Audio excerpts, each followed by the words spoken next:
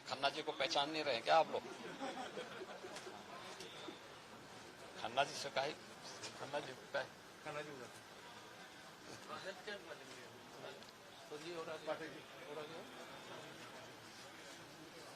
मित्रों, मैं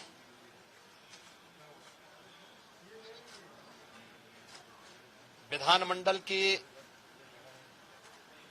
आज से प्रारंभ हो रही इस कार्रवाई में आप सबका स्वागत करता हूं। उत्तर प्रदेश विधानमंडल आज से अपना बजट सत्र प्रारंभ कर रहा है और जो संसदीय परंपराएं हैं उसके अनुरूप इसकी शुरुआत माननीय राज्यपाल जी के अभिभाषण से होगी।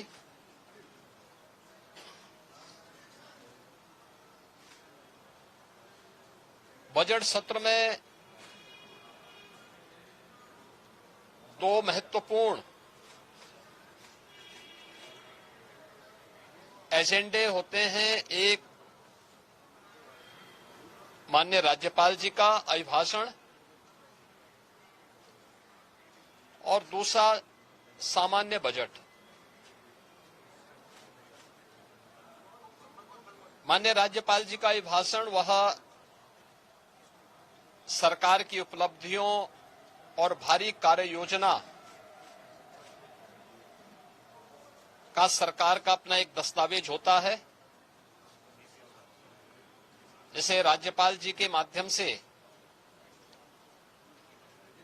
सदन के माध्यम से पूरे प्रदेश की जनता जनार्दन को समर्पित किया जाता है और यह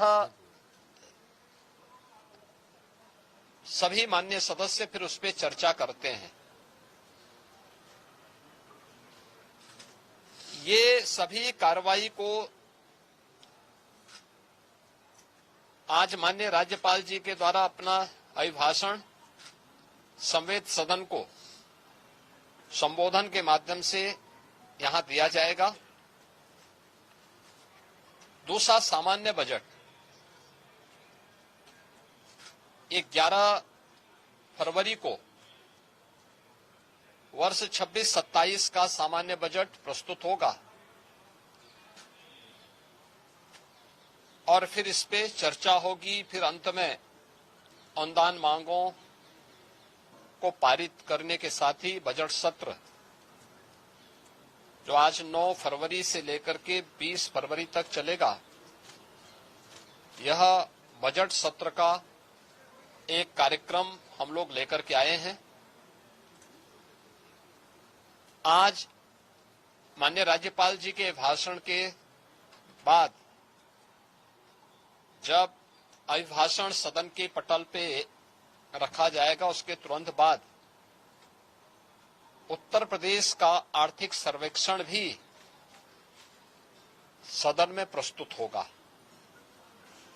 ये पहली बार कोई राज्य सरकार अपनी आर्थिक उपलब्धियों को लेकर के, क्योंकि जब हम लोग इस बात का उल्लेख करते हैं कि हम लोगों ने यूपी के बीमारू पन से इसको उभार करके भारत की इकोनॉमी के ब्रेक थ्रू के रूप में उत्तर प्रदेश को स्थापित किया है, उन सभी कारकों को और उत्तर प्रदेश की इस आर्थिक उन्नयन की इस यात्रा को भी जानने का अधिकार सभी माननीय जनप्रतिनिधियों को और उत्तर प्रदेश की जनता जनार्दन को होना चाहिए। हमने आर्थिक उन्नयन कितना किया है, उत्तर प्रदेश की प्रति व्यक्ति आय में क्या वृद्धि हुई है, एम्प्लॉयमेंट जनरेशन की स्थिति क्या है, उत्तर प्रदेश की वित्तीय प्रबंधन को कैसे हमने लगातार एक विषम परिस्थितियों से उभार करके उत्तर प्रदेश को पिछले 5 वर्ष के अंदर, पिछले 5 वर्ष से लगातार रेवेन्यू सरप्लस स्टेट के रूप में स्थापित किया है। इन सब को लेकर के आर्थिक सर्वेक्षण उसकी रिपोर्ट भी आज सदन में प्रस्तुत होगी और मुझे लगता है कि राज्यपाल जी के भाषण पे चर्चा के दौरान भी और बजट पे चर्चा के दौरान भी सभी माननीय सदस्य के लिए यह रिपोर्ट एक महत्वपूर्ण दस्तावेज होगा अपने डाटा को प्रस्तुत करने के लिए और उस पर चर्चा करने के लिए। वास्तव में विधानमंडल लोकतंत्र का एक महत्वपूर्ण आधार स्तंभ है। यह संवाद से चलता है, कार्रवाई को बाधित करके नहीं। किसी भी माननीय सदस्य को अगर कोई मुद्दा उठाना है तो कार्रवाई को बाधित करने से वह एक प्रकार से जिन मुद्दों को की ओर ध्यान आकर्षित करना चाहता है उन मुद्दों पे को डाइल्यूट करने का प्रयास कर रहा है। हम लोगों ने बार बार कहा है कि सरकार संवाद से समस्या का समाधान पर विश्वास करती है। सरकार हर मुद्दे पे चर्चा परिचर्चा करने को तैयार है। हर एक माननीय सदस्य के बहुमूल्य सुझावों को स्वीकार करने को तैयार है, उस पर चर्चा करके और जो भी राज्य के हित में आवश्यक है उस प्रकार का कदम उठाने के लिए तत्पर है, तैयार है। लेकिन कार्रवाई को बाधित न किया जाए, अनावश्यक शोरगुल से बचा जाए। यद्यपि पिछले 9 वर्ष के अंदर उत्तर प्रदेश विधान मंडल में कार्रवाई के नए कीर्तिमान स्थापित हुए हैं और हम विश्वास करेंगे कि बजट सत्र जिस पर पूरे प्रदेश की और देश की भी निगाहें होंगी, इस बजट सत्र को इन 2 महत्वपूर्ण सरकारी कार्यों के साथ ही तमाम प्रकार के विधायी कार्यों को माननीय सदस्यों के अपने महत्वपूर्ण मुद्दों को भी उठाने का एक मंच बनेगा। इस विश्वास के साथ मैं बजट सत्र के अवसर पर विधानमंडल के सभी माननीय सदस्यों का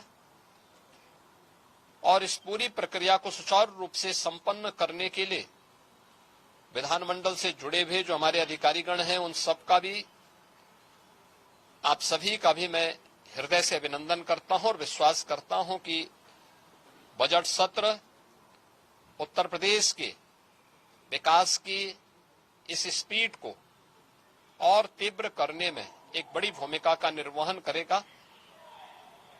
मेरा सभी पक्षों के माननीय सदस्यों से अपील होगी कि हमें विधायिका के सर्वोच्च मंच को जनता जनार्दन से जुड़े हुए मुद्दों पर एक सार्थक चर्चा को आगे बढ़ाने, संवाद से समस्या के समाधान की दिशा में एक नया मार्ग आगे बढ़ाने की दिशा में अपना प्रयास करना चाहिए। मैं सभी माननीय सदस्यों का बजट सत्र के अवसर पर, क्योंकि यह सत्र और यह वर्ष हमारी सरकार का 10वां बजट है, तो उस दृष्टि से अत्यंत महत्वपूर्ण है। मैं सभी का एक बार फिर से सबका स्वागत करता हूं।